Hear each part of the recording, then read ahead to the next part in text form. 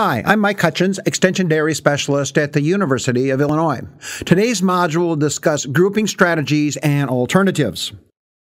Our learning objectives include the ability to estimate time spent at various activities cows are involved in on a daily basis. A key factor will be those factors that impact grouping strategies, and then finally, what's the economics of different grouping alternatives and strategies.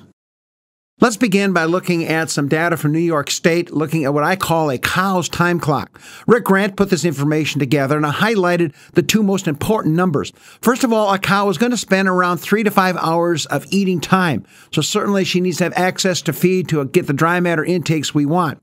Then you can see she spends 7 to 10 hours ruminating, 2 to 3 hours of social interacting, I guess hanging out, 30 minutes of drinking time, 2 to 3 hours of milking, depending again, frequency of milking, distance from parlor, and grouping strategies.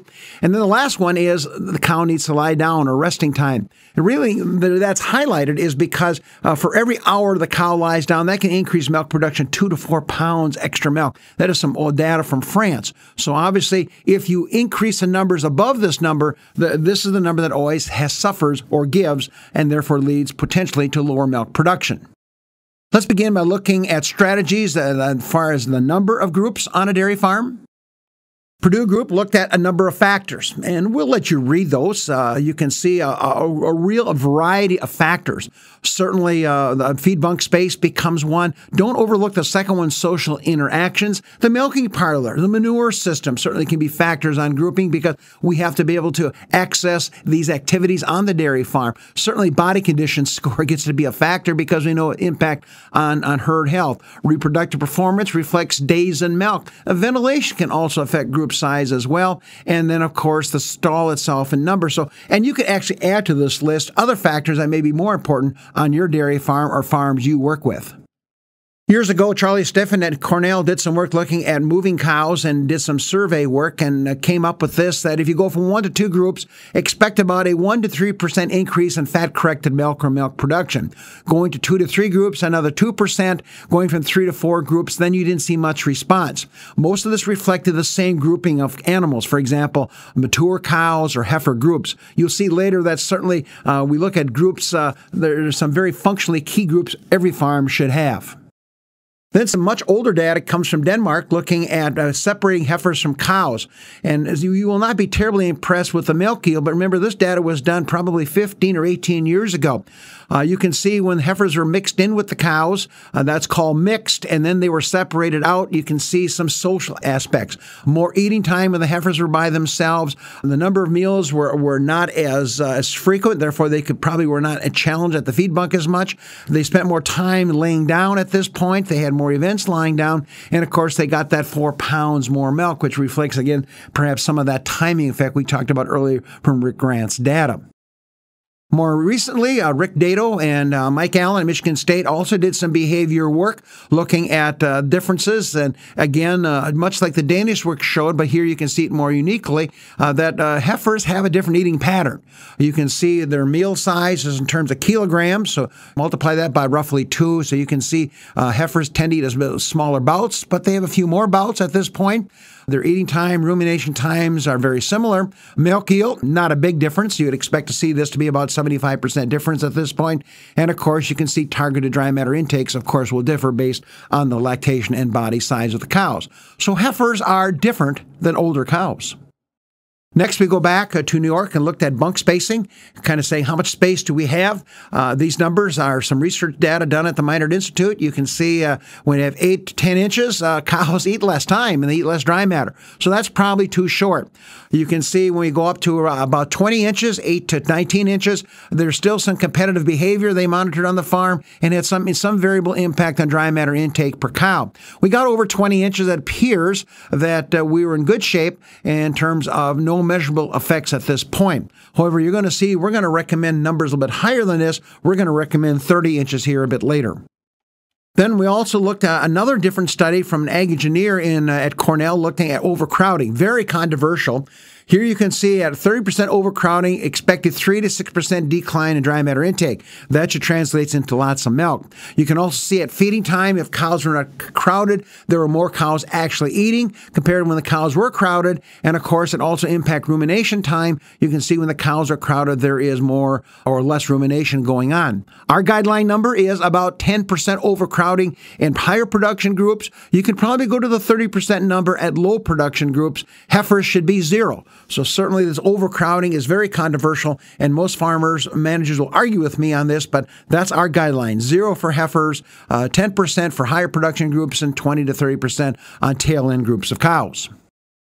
Another important factor to consider is brand new data coming from Michigan State called the HOT theory. HOT stands for a fairly technical term, hepatic oxidation theory. In other words, what is the metabolism of the cow actually telling us? Dr. Mike Allen has championed this, and he has lots of good data to support this. His argument is that metabolically, groupings and cows are different. High cows, he indicates, the thing that limits dry matter intake is gut fill. That's why you keep the NDF numbers down. These cows have a high demand for glucose, primarily because of higher amounts of lactose being secreted in the milk. They are very low in insulin sensitivity, which changes the metabolism of how they handle glucose loading on these cows. And of course, they respond very well to BST, having very higher levels of natural BST, and of course, respond to BST when it's injected at the recombinant form. Contrast that to the low cows. Basically, limits dry matter intake there is fermentability. In other words, rations that have lots of starch will limit dry matter intake more quickly in those cows. Their glucose needs are lower as a result. Insulin sensitivity is higher, which means it's going to drive some of that glucose into fat resources, leading to fat cow risks. And of course, they have a lower natural level of BST in their circulation system. We then look at Dr. Allen's strategies of how does the HOT theory then hit or work into the feeding program. And there's no big surprises here for our listeners. You can see that we would have a higher concentrate ratio because we're trying to get since dry matter is in fill factors are limiting, we want the highest quality of digestible NDF forages going to our cows. That probably reflects more of the corn silages and high quality forages. We want starch that's fairly fermentable to drive that rumen.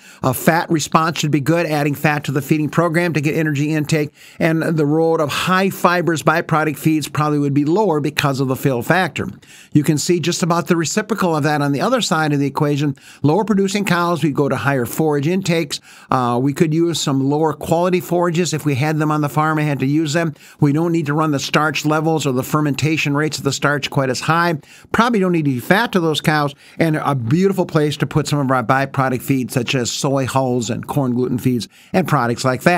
So again, another strategy to say a reason why we might certainly look at a high versus low grouping on dairy farms. Let's then look at some grouping strategies. These are pretty much my biases. So again, change the numbers to make them fit your situation. We're going to look at a smaller herd size. So grouping, I used 500 cows or less. You may want to make that 300. You may want to make that 700.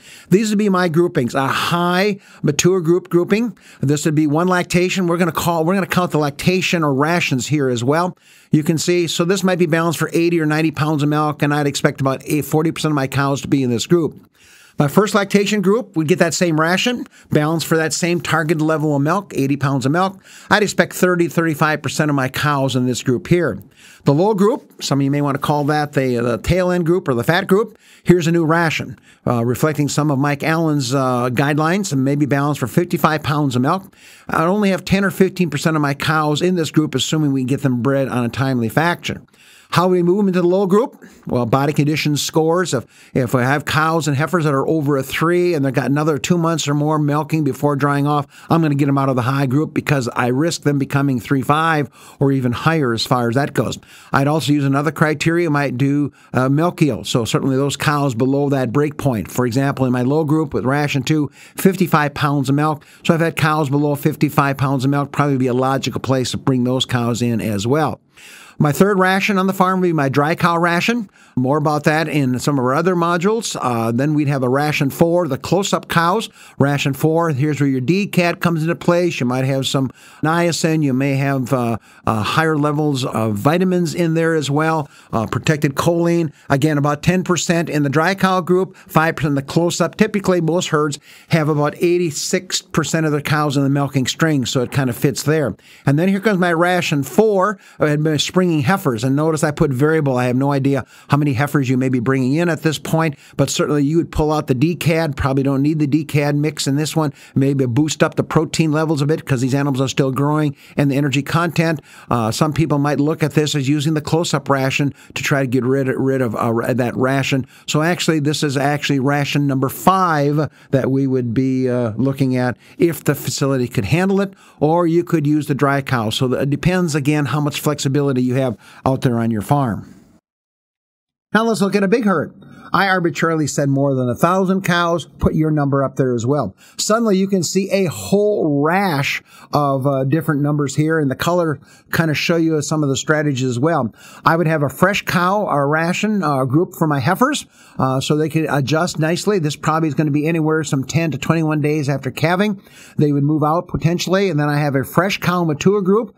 These 2 rations would probably be identical. Probably have a little more fiber, some high quality hay in here, some rumen stimulation factors would build in as well. My guess, about 5% of the herd would be sitting in these groups as well. That's critical when you design facilities. Then I got my high group cows. This would be a ration 2, as I call it. Both, again, first lactation cows and high mature cows would be in there, 40 and 30% respectively. Again, these are just estimated numbers. I then have my low group again. Here's a 3rd ration. We talked about that a bit earlier. Here come my dry cow rations. Notice now I do some splitting here. I've got for about 2% of the cows, going to be what I call a dry-off ration. These are usually no grain, low energy, forage-based rations. I want this cow to stop producing milk, so I'm making a radical ration change. Then I have ration 5. We talked about earlier the dry cow ration. Then we got the thin dry cow ration, working very well in some farms I work with, in which you take ration 5 and boost it with maybe 4 to 6 pounds of corn. And these cows will really pick up body condition to get them back, because farmers may be thin because of metabolic problems. They may have had some health challenges. They may have worked very, very hard. There may be some lameness or locomotion scores that would all contribute to these thin cows that never can catch up in the lactation. Then I have a springing group we talked about earlier, ration 6. And then, of course, I would have my close-up ration, dry cows and heifers. This would be ration 7. That could be another ration 8 if you wanted, if you were big enough and you want to take out, for example, some of the DCAT products and stuff like that. So suddenly you can see a lot more potential groups on a farm. And of course, if it's a big enough farm, then I may have 2 to 4 groups of mature cows. I may have 2 or 3 groups of first lactation heifers. So certainly the numbers can get very big. One farm I work with has 18 different groups. Now, they don't make 18 different rations, but they have 18 different groups, and the milking parlor is dictating the numbers. Certainly, one of the questions and concerns is, what about moving cows between groups then? Farmers say, well, Mike, they may drop in milk production. Let's look at some of the data. Perhaps one of the key data come from the Canadian co-workers up in the British Columbia, University of British Columbia. They did a study, and you can see the format here. They looked at 4 pens, mid-lactation cows. I think that's important. Mid-lactation cows might be different than, say, early lactation cows. And they looked at monitoring and changes over a 3-day period. You can see the definitions in terms of milk production. Very good high-producing cows, mature cows at this stage of the game. And they monitor this, and they would add 1 more cow to the pen. So basically, they would add a cow to the pen, and then you can see their feeding frequencies and their layout. So that was their experimental design. Here's what happened. The cows dropped 8 pounds of milk the day of change, and they would recover in the first 3 days. Behavioral-wise, they do a lot of work on that. 15 minutes less eating time. You can see displacements, meaning cow challenges would occur on the day of moving. They had different events in terms of lying down times and less time lying down. So we have upset that pen as far as that goes. And then they also follow grooming. And certainly this is another behavioral event that changed as well. We found this interesting, so we went back to our University of Illinois campus and we moved cows because they go from a stanchioned fresh cow barn to a research group or a production group. And so they monitored 11 cows for me, again, a small number. But I think here's your magic answer, folks. Those of you that have daily milk weights, you can get your answer on your farm. Travis Michael followed these cows, our herdsman at this stage of game. You can say 4 days before they moved, these cows were averaging about 107 pounds of milk. These are fresh cows, less than 21 days fresh.